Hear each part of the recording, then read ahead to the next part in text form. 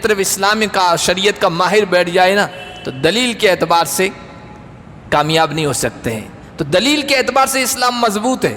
اس لیے آپ دیکھیے اتنے مخالفت، اتنا پروپیگنڈا حضور کے خلاف، رسول اللہ کے خلاف، قرآن کے خلاف، اسلام والوں کے خلاف کتنا زبردست پروپیگنڈا کیا تھا. اس کے باوجود دنیا کی جو مؤثر شخصیات، یعنی جن کے پیچھے فالوورز کی ایک بڑی تعداد ہے، جو اپنے اپنے سماج میں، معاشرے میں بڑا وزن رکھتے ہیں، بڑی اہمیت رکھتے ہیں، وہ ان تمام پروپیگنڈوں کے باوجود قرآن کو پڑھتے ہیں، اسلام کو پڑھتے ہیں اور محمد صلی اللہ علیہ وسلم کی غلامی کا پٹا اپنے گلے میں ڈال لیتے ہیں. ادخلوا آل فرعون اشد العذاب. آج کے درس کا آغاز ہم اللہ کے فضل و کرم سے سورہ المؤمن کی آیت نمبر 47 سے کر رہے ہیں. پچھلا جو درس تھا اس میں فرعون کے دربار میں اسی کے خاندان کا ایک ایمان والا آدمی تھا جو اپنا ایمان چھپائے ہوئے تھا، اور جب فرعونیوں نے حضرت موسیٰ علیہ السلام کو قتل کرنے کی سازش کی تو وہ کھڑا ہو گیا کہ ایسا مت کرو، موسیٰ کو قتل نہ کرو. اور پھر اس نے اپنی قوم کو بھی نصیحت کی. وہ پچھلے درس میں ہم مکمل پڑھ چکے ہیں. قوم نے جب مانا نہیں تو اس اللہ کے بندے نے کہا دیکھو آج میری بات تمہارے سمجھ میں نہیں آ رہی ہے، لیکن فَسَتَذْكُرُونَ مَا أَقُولُ لَكُمْ، میری بات تمہیں یاد آئے گی اور میں اپنا معاملہ اللہ کے حوالے کرتا ہوں.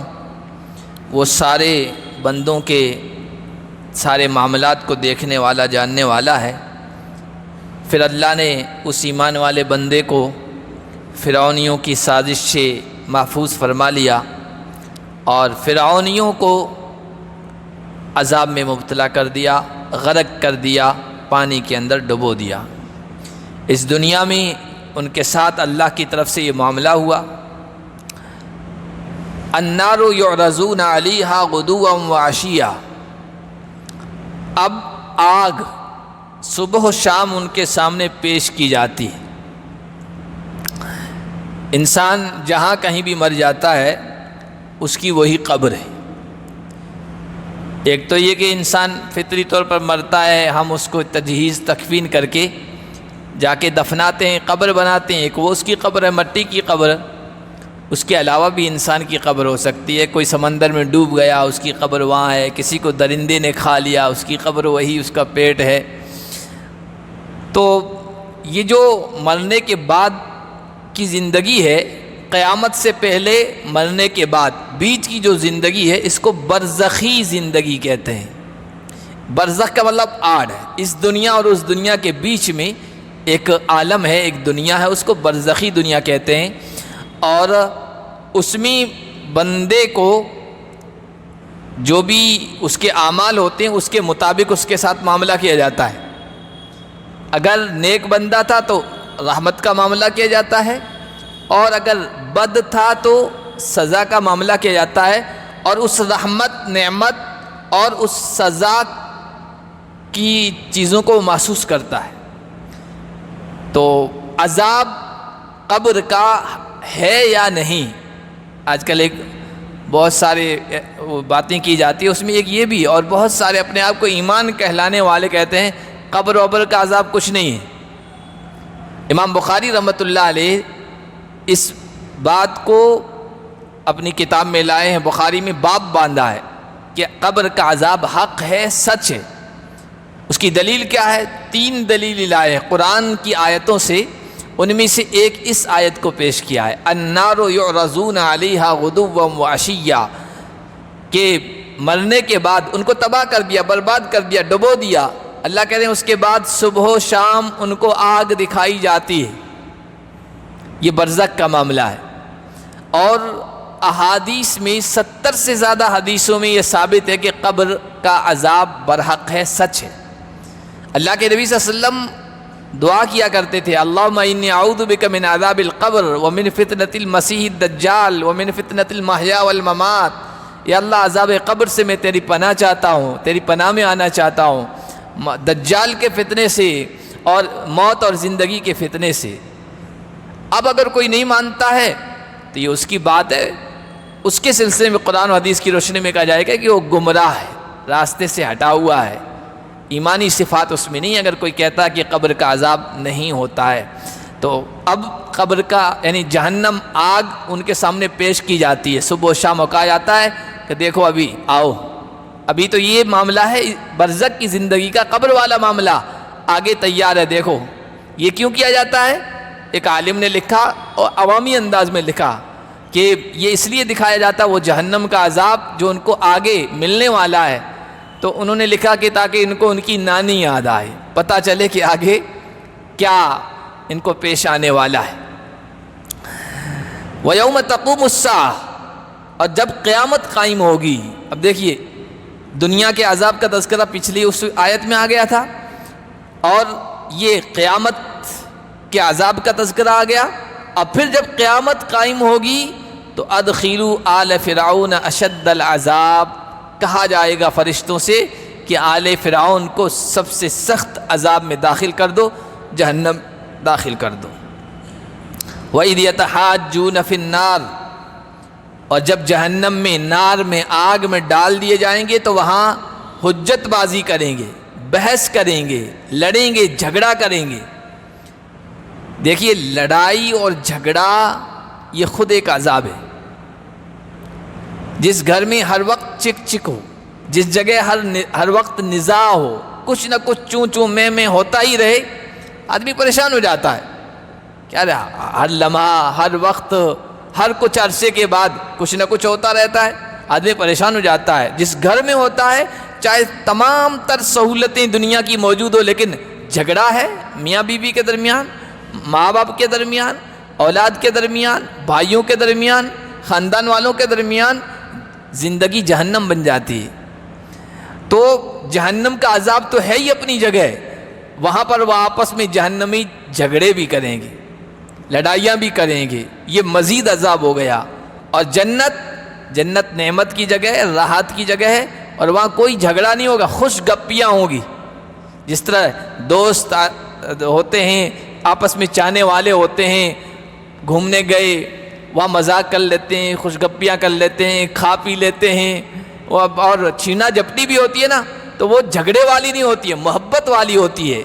تو وہاں جنت نعمت کی جگہ ہے، راحت کی جگہ ہے، خوش گپیاں ہوں گی، علی الارائک، مسہریوں پر ٹیک لگا کر بیٹھے ہوئے ہوں گے اور مزے کی باتیں کر رہے ہوں گے، گفتگو کر رہے ہوں گے۔ جہنم میں آپس میں جھگڑے گی، وہ کہے گا تو ایسا تھا، تیری وجہ سے یہ سب ہوا، سامنے سے اس کو جواب دیا جائے گا۔ یقول الضعفاء للذین استکبروا، جو کمزور لوگ تھے وہ بڑے لوگوں سے، تکبر والوں سے، جو اپنے آپ کو لیڈر ٹائپ کا مانتے تھے اور دنیا میں ہی کمزور لوگ ان کی مانتے تھے، تو کمزور لوگ اپنے بڑوں سے کہیں گے انا کننا لکم تبعا، ہم تو آپ کے فالوورز تھے، آپ کے پیچھے چلنے والے تھے، آپ کے تابع تھے۔ اب عذاب میں آ گئے، فَهَلْ أَنْتُمْ مُغْنُونَ عَنَّا نَصِيبًا مِّنَ النَّارِ، کیا جہنم کے آگ کے کچھ حصے کو دور کرو گے، تھوڑی راحت دو گے، تھوڑا سا ہلکا ہو جائے عذاب۔ قَالَ الَّذِينَ اسْتَكْبَرُوا إِنَّا كُلٌّ فِيهَا، وہ خود ہی جہنم میں ہوں گے، کیا جواب دیں گے؟ اس کے علاوہ تو کوئی جواب ہوگا ہی نہیں ان کے سامنے، کہیں گے اِنَّا كُلٌّ فِيهَا، بھائی ہم خود سب کے سب ایک ہی عذاب میں گرفتار ہیں، ایک ہی پریشانی میں مبتلا ہیں، ہم خود اس سے چھٹکارا نہیں پا سکتے ہیں تو تمہیں کیا بچائیں گے۔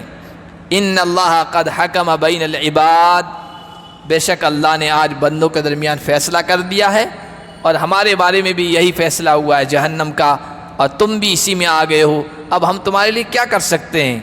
وقال الذین فی النار لخزنۃ جہنم ادعوا ربکم یخفف عنا یوما من العذاب، جب اپنے بڑوں سے مایوس ہو جائیں گے تو جہنم کے اوپر جو فرشتے انتظام کے لیے مقرر ہیں داروغہ کے طور پر، ان سے درخواست کریں گے، کہیں گے کہ آپ اپنے رب کو بلائیے، پکاریے، ہماری سفارش کیجیے، فرشتوں سے کہہ رہے ہیں، جہنم کے ذمہ دار فرشتوں سے، تاکہ ایک دن کا عذاب کم از کم ہلکا کر دے، ایک دن کی تھوڑی چھوٹ مل جائے ہمیں عذاب میں۔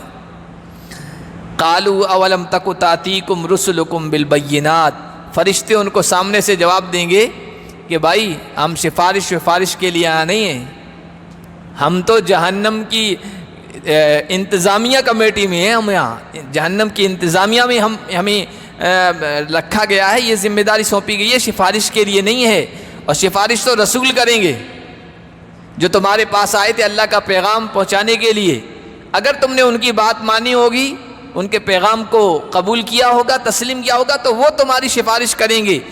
تو فرشتے کہیں گے کیا تمہارے پاس تمہارے رسول اللہ کے پیغمبر واضح ہدایات، تعلیمات، اللہ کے پیغام، احکام لے کر نہیں آئے تھے؟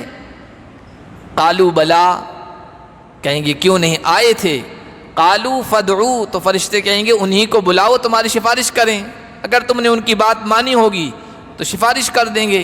وما دعاء الکافرین الا فی ضلال، اللہ فرماتے ہیں کافروں کا یہ پکارنا، فرشتوں سے کہنا، سفارش کے لیے یہ درخواست کرنا، یہ بے اثر ہوگا، بیکار ہوگا، اور ضلال کے معنی آتے ہیں گمراہ ہونا، اور ترجمہ ہوتے ہیں صدا بصحرا، اردو میں ترجمہ ہوتا ہے صدا بصحرا، یعنی صحرا میں، جنگل میں اگر کوئی، جہاں کوئی نہیں ہے، آواز لگائے پکارے بھائی میری مدد کرو بچاؤ، اس کی آواز پر کوئی لبیک کہنے والا نہیں ہوتا ہے، ان کی یہ درخواست بھی ایسے ہی بیکار ہوگی، کوئی اس کے اوپر عمل نہیں کرے گا، کوئی سفارش نہیں کرے گا۔ یہاں یہ بات ختم کر دی۔ اب اللہ تعالیٰ آگے ایمان والوں کو، اللہ کے نبی صلی اللہ علیہ وسلم کو اور آپ کے ماننے والوں کو اور قیامت تک آنے والے قرآن پر یقین رکھنے والوں سے کہہ رہے ہیں کہ انا لننصر رسلنا والذین آمنوا فی الحیات الدنیا، اور جو بات کہہ رہے ہیں، جو وعدہ کر رہے ہیں، اتنا مضبوط ہے۔ عربی میں انا تاکید کے لیے، بات میں وزن پیدا کرنے کے لیے آتا ہے، پھر لننصر لام جو آتا ہے یہ بھی تاکید کے لیے، بات میں وزن پیدا کرنے کے لیے۔ پھر اللہ کہہ سکتا ہے انصرو، میں مدد کروں گا، میں نہیں کہا ننصرو، ہم مدد کریں گے، یہ بھی بات میں وزن پیدا ہو گیا۔ تین جملے، یا یوں کہیے کہ الفاظ لائیں اپنی بات میں وزن پیدا کرنے کے۔ اللہ کہے بے شک ہم اپنے رسولوں اور ایمان والوں کی مدد کر کے رہیں گے اس دنیا کی زندگی میں بھی، وَيَوْمَ يَقُومُ الْأَشْهَادُ، اور جس دن گواہ کھڑے ہوں گے قیامت کے دن، اس دن بھی۔ اور اللہ نے ایسا کر کے دکھایا۔ آپ انبیاء کی تاریخ اٹھا کر دیکھیں، اللہ نے نبیوں کی مدد فرمائی ہے، اور ایمان والوں کی مدد اس طور پر کہ اس دنیا میں ایمان کے مقابلے میں دلیل کے اعتبار سے، سند کے اعتبار سے، دلیل کے اعتبار سے، بات میں وزن کے اعتبار سے کوئی پیغام ٹک نہیں سکتا ہے۔ آج بھی اسلام کی حقانیت، سچائی، ڈیبیٹ پر جو اسلام کا ماہر ہے، شریعت کے بارے میں جاننے والا ہے، وہ بیٹھ جائے، دوسری طرف کوئی بھی باطل مذہب آ جائے، عیسائیت ہو، یہودیت ہو، جو بدھزم ہو، ہندوازم ہو، جتنے بھی ازم سب آ جائیں، اور ایک طرف اسلام کا، شریعت کا ماہر بیٹھ جائے نا، تو دلیل کے اعتبار سے کامیاب نہیں ہو سکتے ہیں۔ تو دلیل کے اعتبار سے اسلام مضبوط ہے۔ اس لیے آپ دیکھیے اتنے مخالفت، اتنا پروپیگنڈا حضور کے خلاف، رسول اللہ کے خلاف، قرآن کے خلاف، اسلام والوں کے خلاف، کتنا زبردست پروپیگنڈا کیا تھا، اس کے باوجود دنیا کی جو مؤثر شخصیات، یعنی جن کے پیچھے فالوورز کی ایک بڑی تعداد ہے، جو اپنے اپنے سماج میں، معاشرے میں بڑا وزن رکھتے ہیں، بڑی اہمیت رکھتے ہیں، وہ ان تمام پروپیگنڈوں کے باوجود قرآن کو پڑھتے ہیں، اسلام کو پڑھتے ہیں، اور محمد صلی اللہ علیہ وسلم کی غلامی کا پٹہ اپنے گلے میں ڈال لیتے ہیں۔ روز اس طرح کے واقعات پیش آ رہے ہیں، روز۔ ابھی آپ نے سنا ہوگا حج کے موسم میں ایک کلپ بہت مشہور ہوئی سوشل میڈیا پر، ایک کوئی عیسائی پادری، عیسائی پوپ، جس کے لاکھوں فالوورز تھے، تو اس نے اسلام قبول کر لیا اور اس نے حج کیا ہے۔ عرفات کے میدان سے سب سے زیادہ اس کی کلپ مشہور ہوئی، اس نے حج کیا ہے، اور کہا گیا کہ اس نے اسلام قبول کیا، اس کے پیچھے 1,00,000 لوگ جو ہے وہ آئے ہیں۔ پاپ ہے، اپنے مذہب کا بڑا ہے، اپنے مذہب کے بارے میں بھی جانتا ہے، اسلام کے بارے میں بھی جانتا ہے، اس کے علاوہ بھی روزانہ ایسے واقعات پیش آتے رہتے ہیں۔ ہونا تو یہ چاہیے کہ اتنا زبردست پروپیگنڈا ہے تو کوئی نزدیک بھی نہیں آنا چاہیے، کسی کو ایمان قبول ہی نہیں کرنا چاہیے، کسی کو قرآن کی حقانیت اور سچائی پر ایمان ہی لانا چاہیے، لیکن نہیں، کیوں؟ دلیل کے اعتبار سے اسلام اتنا مضبوط ہے کہ کوئی اس کے سامنے ٹک نہیں سکتا۔ یہ بھی اللہ کی مدد ہے ایمان والوں کے لیے۔ دوسرے، بعض رسولوں کے بارے میں ہم پڑھتے ہیں، لوگوں نے ان کو شہید کر دیا، قتل کر دیا، دنیا میں ستایا، تو ان کی اللہ کی مدد کیسے آئی؟ تو بھائی ان اللہ کی مدد کا یہ مطلب نہیں ظاہری طور پر بھی دنیا میں کامیاب کر لیا ہوا، حالانکہ رسولوں کو ظاہری طور پر بھی دنیا میں اللہ نے کامیابی دی ہے، جیسے رسول اللہ کو دی۔ آخرکار مکہ فتح ہوا، لوگ آپ کی غلامی میں آئے، حضرت عیسیٰ کے خلاف اتنا زبردست یہودیوں نے قتل کی سازش کی، پریشان کیا، لیکن آخرکار دیکھیے یہودیوں کا کیا حال ہوا۔ اس دنیا سے انبیاء اور رسولوں کے چلے جانے کے بعد اللہ تعالیٰ ان کے دشمنوں سے انتقام لیتے ہیں، بدلہ لیتے ہیں، صفحہ ہستی سے مٹا دیتے ہیں، یا ذلیل کر کے در بدر ٹھوکریں وہ کھاتے پھرتے رہتے ہیں، اور انبیاء کا جو مشن ہوتا ہے وہ چلتا رہتا ہے۔ سچ کا علم بردار، سچ کا جھنڈا اٹھانے والا اگرچہ اس دنیا سے چلا جاتا ہے، لوگ کہتے ہیں اس کو مار دیا گیا، شہید کر دیا گیا، قتل کر دیا گیا، مٹا دیا گیا، لیکن جو اس کا پیغام ہے وہ دنیا میں جاری ہے۔ یہ بھی اللہ کی مدد ہے۔ تو اللہ دنیا میں ایمان والوں کی اس طرح مدد فرماتا ہے۔ دلیل کے اعتبار سے تو ہے ہی اسلام والے مضبوط، لیکن اللہ تعالیٰ ظاہری اعتبار سے ان کی مدد فرماتا ہے، ان کے دشمنوں کو رسوائی کا سامنا کرنا پڑتا ہے، اور آخرت میں تو ہوگا ہی۔ یوم لا ينفع الظالمین معذرتہم ولہم اللعنہ ولہم سوء الدار، جس دن ظالموں کو عذر پیش کرنا کوئی نفع نہیں پہنچائے گا۔ آج انبیاء کے مقابلے میں، اہل ایمان کے مقابلے میں کھڑے ہیں، کل قیامت کے دن آئیں گے، اللہ کے سامنے عذر پیش کریں گے، لیکن ان کا عذر مانا نہیں جائے گا، ان پر لعنت ہوگی، پھٹکار ہوگی، اللہ کی رحمت سے دور کر دیا جائے گا، اور جو پورا ٹھکانہ ہے جہنم اس میں ڈال دیا جائے گا۔ وَلَقَدْ آتَيْنَا مُوسَى الْهُدَىٰ وَأَوْرَثْنَا بَنِي إِسْرَائِيلَ الْكِتَابَ۔ اللہ کے نبی اور امت سے کہا جا رہا ہے ہم نے موسیٰ کو ہدایت دی تھی۔ جو بھی پیغمبر اور نبی ہوتا ہے، نبوت ملنے سے پہلے اس کو بہت کچھ نہیں معلوم ہوتا ہے، نبوت ملنے کے بعد اللہ کی طرف سے ساری ہدایات آتی ہے۔ تو حضرت موسیٰ کا معاملہ بھی یہی تھا، اور پھر ہم نے بنی اسرائیل کو کتاب کا وارث بنایا، یعنی تورات کا۔ موسیٰ علیہ السلام کے ذریعے سے ان کو کتاب عطا کی، اور اپنے زمانے میں تورات ہدایت کی کتاب تھی، اللہ نے اس میں بہترین تعلیمات اتاری تھی۔ قرآن بار بار تورات کا تذکرہ کرتا ہے، کہتا ہے کہ اس میں نور تھا، اس میں روشنی تھی، اس میں ایمان کا نور تھا، اس میں ہدایت کی روشنی تھی۔ ہدم و ذکر لأولی الالباب، جو عقل مند تھے، سمجھنے والے تھے، غور و فکر کرنے والے تھے، اس میں اللہ تعالیٰ نے ان کے لیے ہدایت رکھی تھی، نصیحت کی باتیں رکھی تھی۔ اور حضور سے کہا جا رہا ہے، امت سے کہا جا رہا ہے، ہم سے کہا جا رہا ہے کہ اس کتاب کا، اس سچے پیغام کا، موسیٰ کو جو دے کر ہم نے بھیجا تھا، اس کا جنہوں نے مقابلہ کیا، جنہوں نے مخالفت کی، تو بار بار قرآن تذکرہ کرتا ہے حضرت موسیٰ کا کہ مخالفین کو ہم نے اس دنیا میں سزا دی، انتقام لیا، موسیٰ ان کے ماننے والوں کو کامیاب کیا، سمندر پار کروایا، نعمتیں نازل کی، ان پر حالات تو آئے، پریشانیاں آئی، مظالم کا انہوں نے سامنا کیا، رکاوٹیں ان کے راستے میں کھڑی کی گئی، فرعونیوں نے کیا کچھ نہیں کیا، سازشیں کی، لیکن ان کی ساری سازشیں بیکار گئی، اور ہم نے موسیٰ اور ان پر ایمان لانے والوں کو کامیاب کیا۔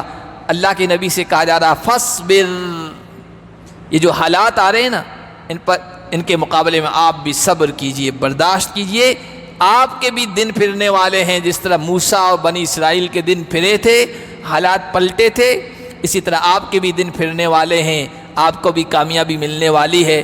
یہ آیتیں اصل میں اس وقت اتر رہی تھی، مکی صورت ہے، اور مکی دور میں بھی وہ دور چل رہا تھا جو آخری دور ہے ہجرت سے پہلے کا۔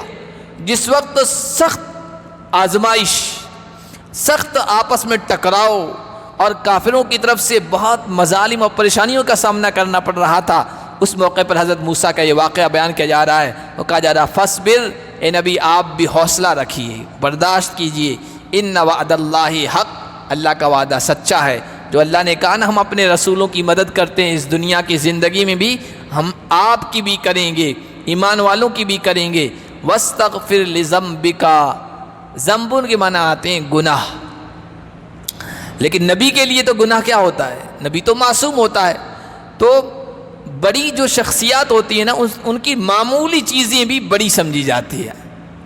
ایک آدمی عام آدمی ہے وہ گناہ کرے، اور ایک صاحب علم ہے وہ گناہ کرے، حالانکہ وہ گناہ کی چیز نہیں، لیکن صاحب علم کے بارے میں یار ان کو ایسا نہیں کرنا چاہیے تھا، فلاں کر رہا ہے تو کر رہا ہے۔ تو نبیوں کے لیے ذنبن کا لفظ استعمال ہوا ہے قرآن میں، ڈکشنری آپ کھول کر دیکھیں گے تو اس کے معنی گناہ ہی لکھا ہوا ہوگا، لیکن معمولی چوک جو گناہ کے زمرے میں، گناہ کی لسٹ میں نہیں آتی ہے، وہ اس کے لیے ذنبن کا لفظ استعمال ہوا ہے۔ آپ اپنی معمولی چوک کے لیے، کوئی کوتاہی ہو گئی ہے جو گناہ میں نہیں آتی ہے، کوتاہیوں کے لیے استغفار کیجئے۔ اور علماء نے اچھی بات لکھی ہے کہ نبی سے کہا جا رہا ہے، نبی سے کیا کوتاہی ہوگی، کیا چوک ہوگی، کیا غلطی ہوگی، نبی کے ذریعے سے امت کو کہا جا رہا ہے کہ تم اپنے گناہوں پر نظر کرو، ایسا تو نہیں ہے کہ تمہارے گناہوں کی وجہ سے اللہ کی مدد نہیں آ رہی ہے، استغفار کرو، اللہ سے معافی چاہو، اور صبح و شام اپنے رب کے حمد کی تسبیح گنگناؤ، صبح و شام اللہ کی تسبیح بیان کرو، سبحان اللہ و بحمدہ۔ اور تسبیح نماز میں بھی ہے، نماز ذکر و اذکار کا مجموعہ ہے، الحمدللہ بھی ہے نماز میں، اللہ اکبر بھی ہے، سبحان اللہ بھی ہے۔ تو علماء نے لکھا یہاں صبح و شام سے مراد نمازیں ہیں، اللہ کے سامنے نماز کے ذریعے سے اللہ کی عبادت کرو، اللہ کے سامنے کھڑے رہو۔ اور ابکار کے معنی آتے ہیں صبح کے وقت، یعنی فجر کی نماز مراد ہے۔ عشی کے معنی آتے ہیں پچھلا پہر، یہ دوپہر کے بعد سے لے کر شام تک جو ٹائم ہے، اس کے پورے پیریڈ کے لیے عشی کا لفظ ہوتا ہے۔ تو اس میں ظہر بھی آ گئی، عصر بھی آ گئی، مغرب بھی آ گئی اور عشاء بھی آ گئی، چاروں نمازیں عشی کے لفظ میں آ جاتی ہے۔ تو گویا پانچوں نمازوں کی طرف اشارہ ہے۔ آپ اگر مدد چاہتے ہیں، اللہ کی نصرت چاہتے ہیں، اللہ کی رحمت متوجہ ہو، تو پھر 5 وقت اللہ کے سامنے کھڑے ہوئیے، اللہ کی تعریف بیان کیجئے اور اس کی عبادت کیجئے۔ ان الذین یجادلون فی آیات اللہ بغیر سلطان اتاہم، بے شک جو لوگ اللہ کی آیات میں جھگڑا کرتے ہیں بغیر کسی دلیل کے جو ان کے پاس پہنچی ہو، قرآن کی سچی باتیں، دل تو مانتا تھا کہ قرآن صحیح کہہ رہا ہے، لیکن مکے کے لوگ، چودھری اور ہر دور کے ظالم، جابر، ڈکٹیٹر، بدماش جو لوگ ہوتے ہیں وہ مانتے نہیں، زبان سے اس کو تسلیم نہیں کرتے ہیں۔ کیوں نہیں تسلیم کرتے ہیں؟ ان کے پاس کوئی دلیل ہے کہ نہیں؟ دلیل کچھ نہیں ہے، بس تکبر ہے۔ ہم جیسے مکہ کے لوگ کہتے تھے محمد صلی اللہ علیہ وسلم، ہم ان کی بات کیسے مان لیں؟ ان کے پاس کون سی چیز ہے؟ نہ پیسہ ہے، نہ دولت ہے، نہ کوٹھی بنگلہ ہے، نہ ان کے زیادہ خادم ہیں، نہ ان کے باغات ہیں، ان کی بات کیسے مان لیں؟ ان سے تو بڑے ہم ہیں۔ ان کے دلوں میں غرور تھا، تکبر تھا، فخر تھا، بڑائی تھی، اور اس کی وجہ سے وہ ہر زمانے میں آپ دیکھیے اس طرح کے لوگ نبیوں کے مقابلے میں رہے ہیں، یہ تو ہم سے نیچے ہیں، ہم ان کی بات کیوں مانیں، ہم تو بڑے ہیں۔ تکبر رکاوٹ بن جاتا تھا۔ اللہ نے فرمایا ان فی صدورہم الا کبر ما ہم ببالغی، یہ تو ان کے دل میں بات ہے کہ محمد سچے ہیں، نبی سچے ہیں، لیکن دلوں میں تکبر ہے، اور اس تکبر تک یہ پہنچنے والے نہیں ہیں۔ جیسا وہ چاہ رہے ہیں نا نبی کے پیغام کو ختم کرنا، ایسا ہوگا نہیں۔ فاستعذ باللہ، لیکن اللہ فرما رہے ہیں ظاہری حالات میں یہ غالب ہے، ظاہری حالات میں، دنیا کی نگاہوں میں ان کے پاس ابھی پاور ہے، طاقت ہے، لوگ ہیں، ہے ان کے پاس، لہٰذا یہ آپ کو تکلیف پہنچانے کی، اذیت پہنچانے کی کوشش کریں گے، تو اس کی حفاظت کا یہ طریقہ ہے فاستعذ باللہ، اللہ سے پناہ چاہو، اللہ کی پناہ میں آ جاؤ۔ اس لیے اللہ کے نبی صلی اللہ علیہ وسلم ایک دعا پڑھا کرتے تھے، اور ہم کو بھی وہ دعا سکھائیے، چھوٹی سی دعا ہے۔ جب کبھی آپ کو یوں محسوس ہو نا کہ فلاں کوئی مجھ سے حسد رکھتا ہے، جلن رکھتا ہے، مخالفت کرتا ہے، مجھے اذیت تکلیف پہنچانے کی کوشش کرتا ہے، میرے خلاف ہے، پروپیگنڈا کر رہا ہے، ماحول بنا رہا ہے۔ پیاری سی دعا ہے، چاہے دشمن اہل کفر میں سے ہو یا اہل ایمان میں سے بھی بغض رکھنے والے ہو سکتے ہیں، ظاہر تو کا دعا پڑھو، اللہم انا نجعلک فی نحورہم ونعوذ بک من شرورہم۔ بہت بہترین دعا، پیاری دعا۔ اے اللہ، ان دشمنوں کے، میرے مخالفین کے مقابلے میں ہم آپ کو رکھ دیتے ہیں، تو ہی ان سے نمٹ۔ انا نجعلک فی نحورہم ونعوذ بک من شرورہم۔ اور یہ جو شر، برائی کا ارادہ رکھتے ہیں نا، ان کے شر، ان کی برائی، ان کے برے ارادوں، عزائم سے ہم آپ کی پناہ چاہتے ہیں۔ اللہ جسے پناہ دے دے، اور اللہ جس کے سامنے آ کر دشمنوں کے مقابلے میں کھڑا ہو جائے، ان کی سازشیں، ان کی تدبیریں، ان کی مخالفتیں کیا نقصان پہنچا سکتی ہے۔ تو یہ مختصر سی دعا ہے جو ہمیں یاد ہونی چاہیے اور ورد رکھنا چاہیے۔ انشاءاللہ دنیا میں کوئی ہمیں نقصان نہیں پہنچا سکتا ہے۔ تو اللہ کے نبی سے بھی یہ کہا جا رہا ہے۔ ظاہر یوں لگتا ہے کہ یہ طاقت والے ہیں اور نقصان پہنچانے کی بھرپور کوشش رکھتے ہیں، طاقت رکھتے ہیں، تو آپ اللہ کی پناہ میں آئیے۔ بے شک اللہ سننے والا ہے، دیکھنے والا ہے۔ آپ جو کچھ اللہ سے درخواست کر رہے ہیں، جو دعا مانگ رہے ہیں، اللہ اسے سن رہا ہے، اور جو کچھ یہ کر رہے ہیں اسے دیکھ رہا ہے، وہ نمٹ لے گا۔ لخلق السماوات والارض اکبر من خلق الناس ولکن اکثر الناس لا یعلمون۔ مکہ کے لوگ اور قرآن کے مخالفین مرنے کے بعد دوبارہ زندگی کو نہیں مانتے تھے، کہتے تھے یہ کیسے ہو سکتا ہے، مرنے کے بعد انسان دوبارہ زندہ ہو جائے، یہ تو بڑا مشکل معاملہ ہے، آج تک کسی کو زندہ ہوتے ہوئے اب تو نہیں دیکھا ہے۔ تو اللہ نے فرمایا دیکھو تم ہو کون سی طاقت، تمہاری حیثیت ہی کیا ہے، تم اللہ کی مخلوقات میں سے بہت حقیر مخلوق ہو، گندے پانی سے اللہ نے تمہیں پیدا کیا ہے، شروع میں تو مٹی سے پیدا کیا، پھر نسل چلی تو گندے پانی سے پیدا ہوئے، تمہاری کوئی حیثیت ہی نہیں ہے، ذرا سا بھی زکام ہو جائے تمہیں اپنی حیثیت پتہ چل جاتی ہے۔ لخلق السماوات والارض اکبر من خلق الناس، اللہ کی تو کیسی کیسی طاقتور مخلوق ہے، زمین، آسمان، ان کا پیدا کرنا انسانوں کے پیدا کرنے سے کہیں زیادہ مشکل ہے۔ اللہ کے لیے وہ پیدا کرنا مشکل نہیں ہوا تو تمہیں دوبارہ زندہ کرنا اور پیدا کرنا کیا مشکل ہوگا۔ وَلَكِنَّ أَكْثَرَ النَّاسِ لَا يَعْلَمُونَ، لیکن لوگوں کی اکثریت جانتی نہیں ہے اللہ کی طاقت کو، قدرت کو، عظمت کو۔ اور اللہ تمہیں دوبارہ زندہ کرے گا، سارے انسانوں کو زندہ کرے گا، قیامت برپا ہوگی۔ کیوں؟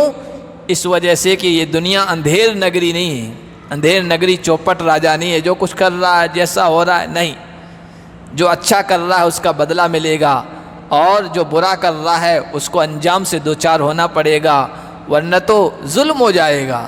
ظالم کو اس کے ظلم کا رزلٹ جو برا ہونا چاہیے وہ نہیں مل رہا ہے، نیکوں کو ان کی نیکی کا صلہ نہیں مل رہا ہے۔ اچھا ظلم بھی دیکھیں، ایک آدمی نے ظلم کیا، ایک آدمی کو مارا تو سامنے اس کو مار دیا گیا، یہ تو چلو ٹھیک ہے، برابر کا معاملہ ہو گیا۔ ایک آدمی ہے، مرڈر کرنا اس کے لیے بائیں ہاتھ کا کھیل ہو گیا ہے، لاکھوں لوگوں کو، سینکڑوں لوگوں کو، دسیوں لوگوں کو اس نے مار ڈالا ہے، اس کو مار دیا گیا، سولی دے دی گئی، تو ایک آدمی کے بدلے سولی دی گئی، مار دیا گیا، باقی 10 کو یا 100 کو یا 500 کو مارا، اس کا بدلہ کہاں ملے گا؟ اس کو سزا، اس کا بدلہ کہاں ہے؟ اس کی سزا کہاں ہے اس دنیا میں؟ تو اس کے لیے اللہ تعالیٰ نے آخرت کو بنایا ہے۔ یہ عقل کا بھی تقاضا ہے، انسان ذرا سا بھی غور کرے نا، اس کی عقل کا تقاضا ہے کہ قیامت برپا ہونی چاہیے، تاکہ اچھے یا برے جو بھی کرم کیے ہیں، جو اعمال کیے ہیں، ان کا بدلہ اور ان کی سزا مل سکے۔ اللہ نے فرمایا ایسا نہیں ہے، دنیا بھی تو دیکھتے ہو، ما یستوی الاعمی والبصیر، دیکھنے والا اندھا دونوں برابر نہیں ہوتے ہیں، ایمان والا اور کفر والا دونوں برابر نہیں ہوتے ہیں، شرک والا اور توحید والا دونوں برابر نہیں ہوتے ہیں۔ والذین آمنوا وعملوا الصالحات وللمسیء، جو ایمان لے آئے، نیک عمل کیے، اور جو برائی کے راستے پہ چل رہے ہیں، دونوں کیسے برابر ہو سکتے ہیں؟ قلیلا ما تتذکرون، لیکن بہت کم تم نصیحت حاصل کرتے ہو، سبق حاصل کرتے ہو۔ ان الساعۃ لآتیۃ لا ریب فیہا، جان لو کہ قیامت تو آنے والی، اس میں کوئی شک نہیں ہے۔ ولیکن اکثر الناس لا یؤمنون، لیکن اکثر لوگ ایمان نہیں رکھتے ہیں، یقین نہیں رکھتے ہیں۔ کوئی مانے یا نہ مانے، کوئی یقین رکھے یا نہ رکھے، جتنا کسی آدمی کو یہ یقین ہے، اور یہ سب کو یقین ہے، جو لوگ یہ کہتے ہیں یہ دنیا یوں ہی چل رہی ہے، کوئی خدا ودا نہیں ہے، ملحد ہیں، ایتھسٹ ہیں، دہریے ہیں، ہے نا، وہ بھی اس بات کو تو مانتے ہیں مرنا ہے۔ موت سے کسی کو انکار نہیں، کوئی انکار کر ہی نہیں سکتا کیونکہ اپنی آنکھوں سے دیکھ رہے ہیں۔ تو یہ جو موت ہے یہ چھوٹی قیامت ہے، ایک دن ایسا آئے گا۔ چھوٹی قیامت کیا؟ ہر آدمی، ہر مخلوق اپنے اعتبار سے اس دنیا کو چھوڑ کے چلا جاتا ہے، یہ چھوٹی موت ہے۔ ایک دن ایسا بھی آئے گا پوری دنیا کی موت آ جائے گی، اسی کو قیامت کہتے ہیں۔ اس لیے حضور علیہ السلام نے فرمایا نا، من مات فقد قامت قیامتہ، جو آدمی مر گیا اس کی قیامت تو ابھی برپا ہو ہی گئی، اب ساری دنیا مرے گی، وہ بڑی قیامت ہے، اس کو قیامت کبریٰ کہتے ہیں۔ آگے اللہ تعالیٰ نے پھر ایک بات کی ہے، نصیحت کی ہے، تاکید کی ہے، جہنم کے عذاب سے کیسے بچ سکتے ہو اس کا ایک بہترین طریقہ بتایا ہے۔ تو انشاءاللہ اگلے درس میں ہم پڑھیں گے۔ اللہ پاک ہم سب کو قرآن کی تعلیمات اور ہدایات کے مطابق عمل کرنے کی توفیق عطا فرمائے۔